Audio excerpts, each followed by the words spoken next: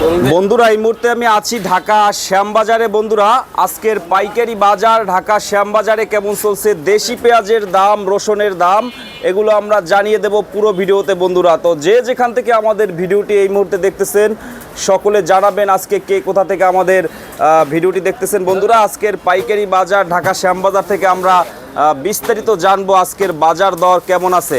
তো এই মুহূর্তে আমি আছি নিউ বাণিজ্যালয় ঢাকা শ্যামবাজারে। বন্ধুরা তো ভিডিওটি না টেনে সম্পূর্ণ দেখতে থাকুন।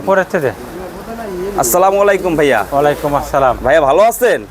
আছি আলহামদুলিল্লাহ, আল্লাহ পাক খুব ভালো রাখছে। অনেক গরম ভাইয়া আজকে। গরমই তো, রোদ্দুর। গরমের ভিতরে তো আবার আপনাদের উপরে টিন, তাই না? আচ্ছা, টিনের কারণে তো আরো গরম পড়তেছে। আচ্ছা, তো বাজারের কি অবস্থা ভাইয়া? বাজারের অবস্থা মাস শেষ, আলহামদুলিল্লাহ গতকালকে শুক্রবার গেছে, বেচা কেনা একটু কম হয়েছে। আজকে বেশিছে, আল্লাহ পাক বেচাইছে, আজকে ভালো হয়েছে আলহামদুলিল্লাহ। যাক, আস্তে আস্তে হবে ভাই, এখন আস্তে আস্তে হবে। জি জি জি, পেঁয়াজ যখন সামনে মাস পয়লা হয়তো আর একটু ভালো হবে আশা করি। এখন দেখা যাক আল্লাহ পাক কদ্দূর কি করে। ঠিক আছে, আজকে মোটামুটি গেছে ভালোই। হ্যাঁ, মোটামুটি কিছু মাল বেচছে। শুক্রবার সব সময় একটু কম হয়, তাই না? শুক্রবার সবসময় জন্য কম হয়, কারণ ওই দিন দেখা যাচ্ছে অনেকেই ওই হালকা পাতলা দোকানদারি করে হয়তো ঘুমায় বাসায়, নারী পর ঘরে সময় দেয় বাসায়। ওই দিন দোকানপাট বেশিরভাগই বন্ধ থাকে। হ্যাঁ, বন্ধ থাকে। এইগুলা বিক্রি করছেন কত? মাত্র তো বিক্রি হইলো। হ্যাঁ, ওইগুলা বিক্রি হয়েছে 20 টাকা 19 টাকা। সুখসাগরটা না? সুখসাগর, সুখসাগর 20 টাকার। এইগুলা এইটাই মনে হয় সম্ভবত। হ্যাঁ, এইটা 20 টাকার গুলো। মাল ভালোই, ভালো আছে, বড় আছে সাইজ। এইটাই মনে হয় একটু খুচরা দোকানে বেশি চলে এখন। এটা আছে খুচরা দোকানে চলে বলতে, ঢাকার ভিতরে এটা কম। এটা আপনার নোয়াখালীর সাইডে বেশি চলে, নোয়াখালীর সাইডে, হাতিয়া ওইদিকে আপনার এই মালটা বেশি চলে। ঠিক আছে, কারণ ওই দিকের কাস্টমারই নেয়, আর ঢাকার ভিতর খুবই কম। এই মাল ওদের 2-1 হোটেলে নেয়, আবার হোটেলে যারা নেয় তারা কয় কালো হয়ে যায় তরকারি, কিন্তু তারা খায় কেমনে? তা ওই দিক আপনার ওই হাতিয়া যে পাইকার আছে আমাদের, এই পেঁয়াজই ভালো নেয়, এইটাই নেয় বেশি। দেশিরা নেয় না, খুব কম নেয়, এইটাই নেয়। কিন্তু মেন হলো বেচা কেনার একটু খারাপ। মাস শেষ তো, আপনার হলো জুন ক্লোজিং মাস, এই জন্য দেখা যাচ্ছে অনেকেই টাকা পয়সা ব্যাংকে জমায় রাখা দিয়েছে, কিন্তু উঠাইতে পারতেছে না, এই জন্য সবারই ব্যবসা বাণিজ্য খারাপ। তবে এই মাসটা গেলে সামনের মাসে তো ইনশাল্লাহ ব্যবসা বাণিজ্য আস্তে আস্তে একটু ভালোর দিকে যাবে, এটা আমরা আশা করি। এখন আল্লাহ পাক কদ্দূর কি করবে এটা তো বলা যাচ্ছে না। আজকে বাজার আমরা চাই যে ভালো হোক, ব্যবসা বাণিজ্য সবারই ভালো হোক, আমাদেরও ভালো হোক, আরো যারা করে তাদেরও ভালো হোক, যারা কৃষক আছে তারাও একটু বাঁচুক, সবাই যাতে উন্নত হয়। বাজারটা আজকে উপরে কত ভাইয়া? আজকে আমরা বিক্রি করছি 20 টাকা। আজকে আমরা বিক্রি করছি আপনার মাথা হলো 26 টাকা একভাবেই আছে। হ্যাঁ, আর নিচে বেচি 25-24। মালের কোয়ালিটি বুঝে দাম, কোয়ালিটির উপরে, বুঝছেন? তবে আপনার যে বাজারে মাল বেচতেছি এতে মানে কি বলবো, বলার কোনো আর ই নাই, ভাষাই নাই। এখন কইতে হবে তো কৃষকের লস হয় না, লাভ হয়। লসের কথা আর কত কব, মানুষ খালি কয় লসই হয়। 1 কেজি পেঁয়াজ উৎপাদন করতে 40 টাকা খরচ, বিক্রি করতে 25 টাকা কেজি, তাহলে কয় টাকা লাভ হয়? লাভ তো হয়ই না, একবারে লস। বলেন, 15 টাকার মতন লস হয় কেজিতে। কৃষক তাদের ন্যায্য দাম চায়, তাদের পণ্য ন্যায্য দামটা চায়। এই কৃষক যদি আপনার ন্যায্য দাম না পায় কোনো খ্যাতি করবে না। বাজেটে সারের দাম কমাইছে, কিন্তু সারের দাম আরও বেশি। অনেক কৃষক বলতেছে ভাই বস্তায় 400-500 টাকা বাড়ছে। সরকারের কাছে বলি, আপনি দেখেন যে কেন দামটা বাড়তি, এটা আপনি জেলা পর্যায়ে, থানা পর্যায়ে আপনি ম্যাজিস্ট্রেট পাড়া আগে তদন্ত করেন। পেঁয়াজের দাম যদি বেড়ে যায়, ম্যাজিস্ট্রেট আসে এই কৃষকের উপর নির্যাতন করে। এখন করে না কেন? সারের দামটা কেন বাড়তেছে, কারণটা কি? সরকার কমাইছে, তারা বাড়াচ্ছে, তাহলে অবশ্যই তারা সরকারে ভালো চায় না। সরকার তো বলছে কমাবে সারের দাম, কিন্তু যারা ডিলার বা বিভিন্ন যারা দোকানদার তারা এই দামটা সিন্ডিকেট করতেছে। এই জন্য এটা দেখুক যে আসলে কি বাড়লো নাকি না কমলো, এটা দেখার দরকার আছে অবশ্যই। কৃষক তাদের মাথার ঘাম পায়ে ফেলে তারা ফসল করতেছে, বেশি দামে সার কিনতেছে, ওষুধ কিনতেছে, বেচতে গেলে তাদের ফসলের দাম পাচ্ছে না। তারা কি করবে, কি খাবে, কি খেয়ে বাঁচবে? তাদেরও তো চিন্তা করতে হবে।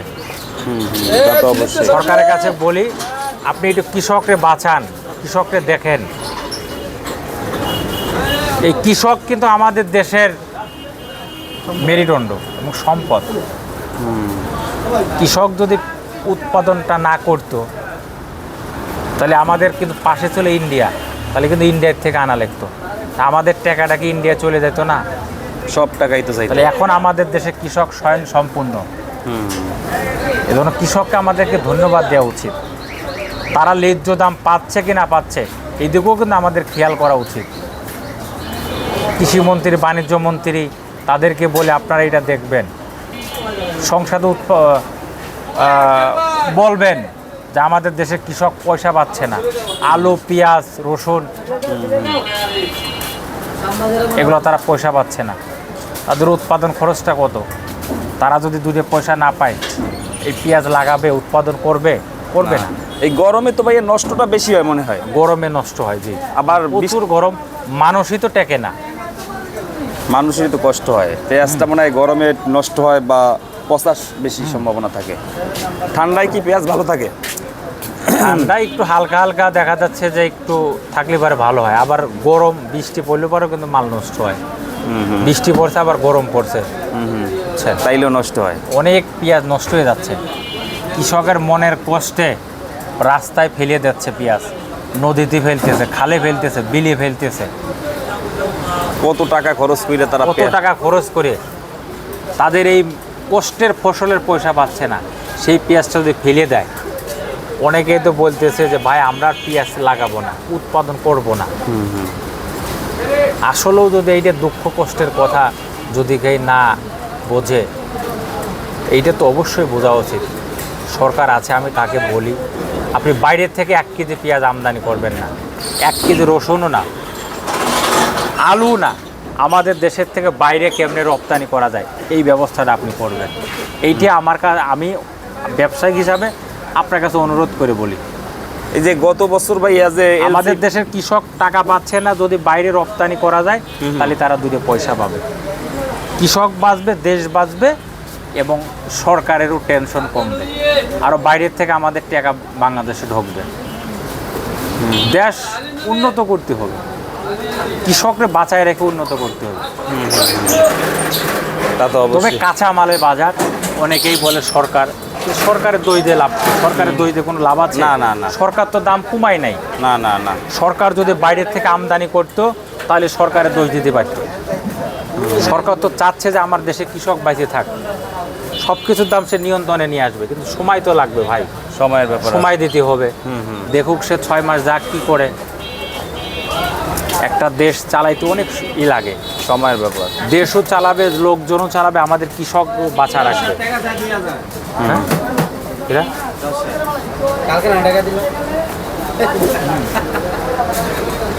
বুঝছেন? তা এই জন্য আমাদেরকে কৃষক বাঁচায় রাখতে হবে, কৃষককে মূল্যায়ন করতে হবে যাতে তারা বেঁচে থাকতে পারে। বিগত দিনে জানে তারা যেন উৎপাদন করে। 1 কেজি বীজ কেনে 40,000 টাকা দিয়ে, আর 1 মণ পেঁয়াজ বিক্রি করে 800 টাকা 900 টাকা। 1 বস্তা সার 1000-1200 টাকা, সার 2000-2200 টাকা, তারপর সার পাওয়া যায় না। ছোট কীটনাশক যেগুলো 100 টাকা 50 টাকা বিক্রি আছে, এগুলোর দাম 300-400 টাকা। সব কিছুর দাম বাড়ে, পেঁয়াজের দাম বাড়ে না কেন? কারণটা কি? বেশ কম চলতেছে, কাস্টমারই তো নিতেছে না, পাইকাররাই আসতেছে না। হ্যাঁ, কাস্টমার পাইকাররা সবই ঠিক হয়ে যাবে। এই পেঁয়াজের দাম একদিন হবে, আমি বললাম দেখেন হবেই, দাম বাড়বেই, অবশ্যই দাম বাড়বে। এখন বাড়ুক, 15 দিন পরে, 1 মাস পরে অবশ্যই বাড়বে।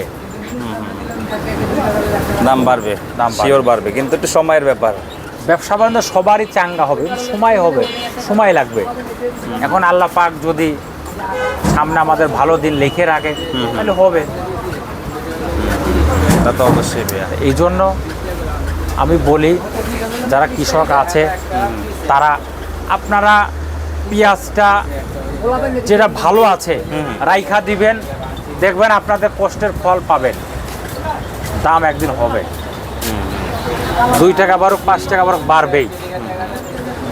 আর এই পেঁয়াজ যদি দাম বাড়ে তাহলে কিন্তু কমবে না। বাড়লে কমবে না। এখন দেখেন একটা কৃষক বলছে যে পেঁয়াজের দাম এখন কম, দাম বাড়িয়ে গেলে ম্যাজিস্ট্রেট আসে হাটে, এখন ম্যাজিস্ট্রেট আসে না কেন?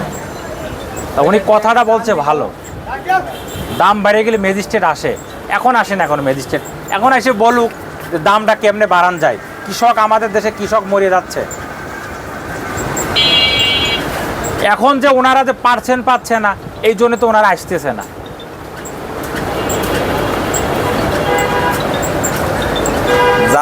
আমরা শ্যামবাজার লোক লাখ লাখ টাকা জরিমানা দিছি, আমরা তো কমিশনে মাল বেচি, তাদেরকে আমরা বলি যে আমরা কমিশনে মাল বেচি, আমাদের 1 কেজিতে 1 টাকা কমিশন, আমরা কৃষক ব্যাপারী মাল বেচি। তারা বলে যে আপনি কত করে কিনছেন, আপনার স্লিপ দেখান। কৃষক যে, তার কোনো স্লিপ আছে? সে তো লেখাপড়া জানে না, বলে যে এলাকার থেকে টিওন অফিস থেকে তার সই করে কাগজ নিয়ে আইবেন। সে কাগজ কই থেকে নিয়ে আইব? এত যদি নির্যাতন করে, তাহলে আমরা ব্যবসা বাণিজ্য করুম কেমনে? এই কৃষক পেঁয়াজ লাগাইবো কেমনে? কৃষক 2 বছর আগে পয়সা পাইছিল বলে এই বছরে তারা লাগাইছে বেশি, এই বছরে পয়সা পাইলে না লাগাইবই না। এই সময় ম্যাজিস্ট্রেটটা লাগাই খাও। বলে যে আলু কেজিতে লাভ হচ্ছে 20 টাকা, কয় আমরা চাকরি ছেড়ে দিয়ে আমরা ব্যবসা করি। চাকরি ছেড়ে দেন, আপনারা করেন কেন? কৃষকের ছেলেপেলে লেখাপড়া করে তাদের ছেলেপেলে চাকরি দেবে।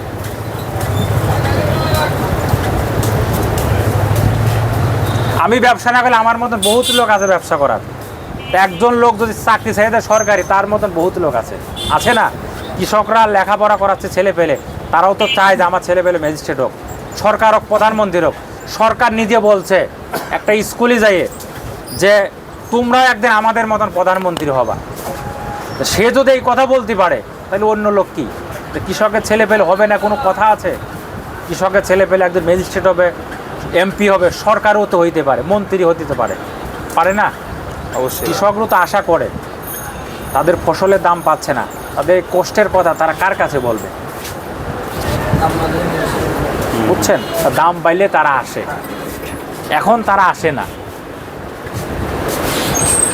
এই কৃষকদের লস খাচ্ছে, যারা সরকারি চাকরি করে, তারা সরকার যদি 2 মাস বেতন যদি না দেয়, তারা চলবে কেমনে? চলতে পারবে? তার ফ্যামিলি আছে, বাসা বাড়ি আছে, ছেলে মেয়ে লেখাপড়া করায়। একটা কৃষক যদি লস খায়, তাহলে সে ফসলটা করবে কেমনে? তার ছেলে পেলে চালাবে কেমনে? লেখাপড়া করাবে কেমনে? তারও তো ছেলে পেলে চাই যে আমরা ভালো মন্দ খাই, একটা মাছ খাইতে চাই, গোশ খাইতে চাই, একটা ছেলে পেলে চাই যে আমি একটা ভালো একটা পোশাক পরি, চাই না? অবশ্যই। সরকারের কাছে বলি, আপনি দাম বাড়িয়ে গেলে পারে ম্যাজিস্ট্রেট পাঠাবেন, কৃষকের পক্ষে যেন কথা বলে। এখন পাঠান, এখন তারা এসে বলুক যে দামটা বাড়ান যায়। কেমনে দামটা বাড়ান যায় এই ব্যবস্থাটা করেন, কইরা কৃষক বাঁচান, নাহলে এবার কৃষক আর বাঁচতেছে না। কৃষক তো একবারই শেষ। যদি সব কিছু দাম যদি কম থাকে, তাহলে কৃষক বাঁচবো কেমনে? তাদের ফসলের কোনো দাম পাচ্ছে না, অন্য ফসল কিনতে গেলে দাম বেশি। অনেক কথা বলছি, এর ভিতরে যদি ভুল হয় ক্ষমা দৃষ্টিতে আমাকে নেবেন। এবং আমি সরকারের কাছে বলি, বাইরের থেকে কোনো পেঁয়াজ, আদা, রসুন আমদানি করবেন না, আমাদের দেশের থেকে বাইরে রপ্তানি করা যায় এই ব্যবস্থাটা করবেন। এবং কৃষক যেন তাদের ন্যায্য দামটা পায়, এইটাই আপনার কাছে চায়, আর কোনো কিছু না। তাদের সারের দাম, বীজের দাম, এটা যেন কম রেটে কিনতে পারে, সরকারি রেটে। তাদের ফসলের দাম কম, ওই জিনিসের দাম যেন কম হয়। থ্যাংক ইউ ভাই। আমাদের ঘরের নাম Messrs new Banijyalay, Shyambazar, Dhaka. Phone নম্বরটা একটু বলুন। Phone number 01715978036। Thank you. আসসালামু আলাইকুম।